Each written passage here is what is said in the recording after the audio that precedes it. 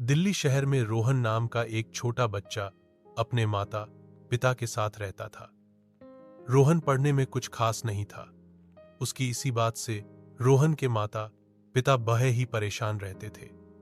एक दिन घर में रोहन अपने माता पिता से ओन के लिए इद करने लगा। ओन की इद सुनकर रोहन के पिता ने उसे ओन देने से साफ मना कर दिया, जिसे सुन रोहन काफी उदास हो गया। जिसके बाद रोहन ने अपने माता पिता से कहा, पापा मेरे दोस्त स्कूल प्रोजेक्ट का सारा काम ओन से ही करते हैं, जिस वजह से उनके हमेशा मेरे से अच्छे मार्क्स आते हैं। मैं ही उनसे हमेशा पीछे रह जाता हूं। ये सुन रोहन की मम्मी रोहन को गोंद दिलाने के लिए राजी हो गई और उन्होंने अपने पति को भी रोहन को गोंद दिलाने के लिए मना लिया। जिसके बाद रोहन के पिता ने यह शर्त रखी कि वो रोहन को पुराना जोन ही दिलाएंगे। ये बात सुन रोहन बहुत खुश हो गया। अगले ही दिन रोहन के पापा ने उसे एक पुराना जोन लाकर दे दिया, जिसे देखकर रोहन बहुत ही खुश हुआ। कुछ दिन तक रोहन होन का सिर्फ उतना ही इस्तेमाल करता था जितनी उसे जरूरत होती। लेकिन एक दिन अचानक रोहन के एक दोस्त ने उसे पबजी गेम के बारे में बताया, जिसे सुनकर रोहन को बड़ी ही रुचि आई और उसने उस गेम को अपने होन में डाउनलोड कर लिया। गेम को डाउनलोड कर रोहन अपना पूरा दिन उसी में बिताने लगा। कुछ समय बाद रोहन होन का आदी हो गया, जिसे देख उसकी मम्मी ने रोहन पर गुस्सा करना शुरू कर दिया। रोहन की मम्मी ने उसे समझाया कि उसे वो ओन जरूरत के समय इस्तेमाल करने के लिए दिया गया है। इतना कहकर रोहन की मम्मी वहां से चली गई। मम्मी की डांट सुनकर भी रोहन पर उसका कोई असर नहीं हुआ और वो फिर से खेल में लग गया। एक दिन रात में रोहन होन पर गेम खेल रहा था कि तभी अचानक से उसके ओन की स्क्रीन ब्लैंक हो गई और होन बंद हो गया। ये देख रोहन को लगा शायद होन पुराना होने की वजह से बंद हो गया हो। ऐसा सोचकर उसने होन को साइड में रख दिया। होन रखते ही रोहन को एक आवाज सुनाई दी, रोहन। अपना नाम सुनकर रोहन थोड़ा घबरा गया। तभी रोहन ने पीछे मुड़कर देखा तो उसे कोई निगर नहीं आया। फिर रोहन अपने बिस्तर पर लेटा, उसे फिर से वही आवाज सुनाई दी, रोहन। इस बार रोहन अपने बिस्तर पर से उठ खड़ा हुआ। उसे फिर से आवाज आई, क्या हुआ रोहन, गेम क्यों नहीं खेल रहे तुम? ये सुन रोहन डर गया और अपने ओन की तरफ देखने लगा। उसने देखा कि ओन की स्क्रीन लाल हो गई, जिसे देख उसकी हालत बहुत ही खराब हो गई और उसने चिल्लाना शुरू कर दिया। उसकी चिल्लाने की आवाज सुनकर रोहन के माता पिता उसके कमरे में आ गए। पापा के पूछने पर रोहन ने उन्हें सारी बात बता दी, लेकिन उसके पापा को उस पर यकीन नहीं हुआ और रोहन को दिन भर गेम खेलते रहने की वजह से डांट कर चले गए। वही काफी देर सोचने के बाद रोहन की आंख लग गई। करीबन रात 12:30 बजे रोहन को कुछ महसूस हुआ। उसने देखा कि उसका बिस्तर और कमरे का सारा सामान हिल रहा है। उसे कुछ समझ नहीं आया।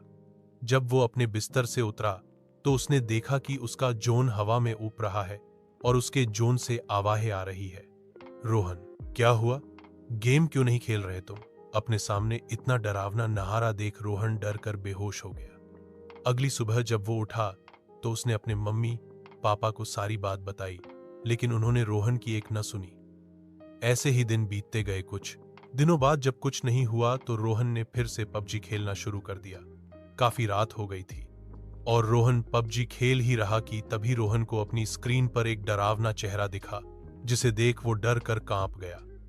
रोहन को अपने होन पर एक बच्चे का चेहरा दिखाई दिया, जिसकी आंखें खून जैसी लाल, चेहरा एकदम काला और होठों के पास एक बाहर था।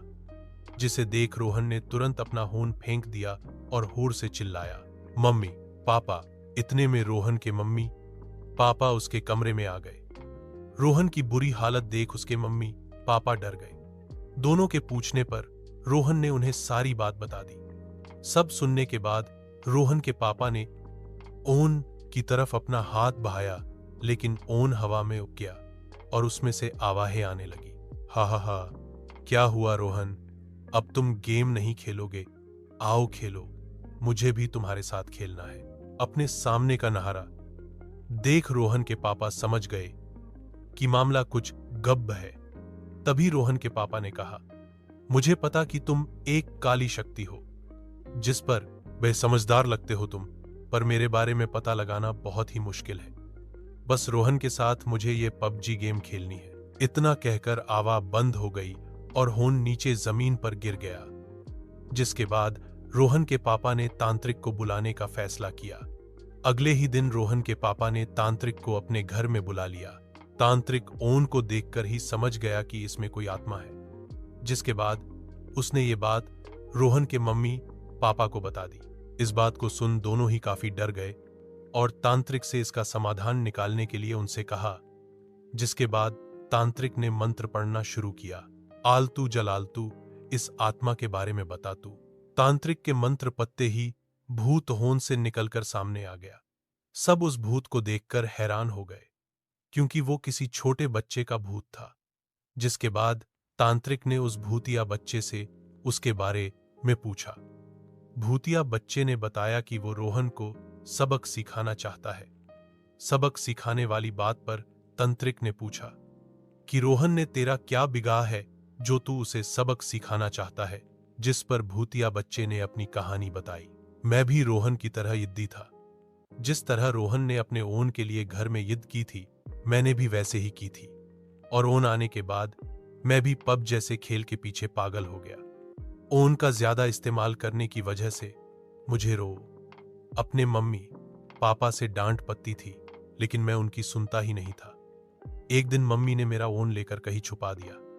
ये जानने के बाद मैं घर की छत पर जाकर उन्हें धमकी देने लगा कि मुझे मेरा ओन दे दो, वरना मैं कूद जाऊंगा।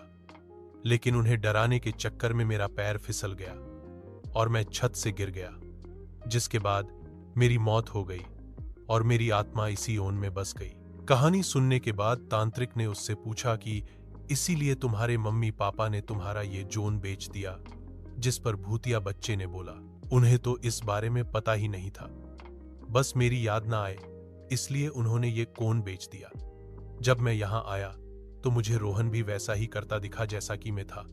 मैं बस रोहन को डराना चाहता था कि वो ये पबजी गेम ना खेले, क्योंकि वो भी इसका आदी होता जा रहा था और अपने मम्मी पापा की बात नहीं मान रहा था और दिन भर बस ओन में लगा रहता था।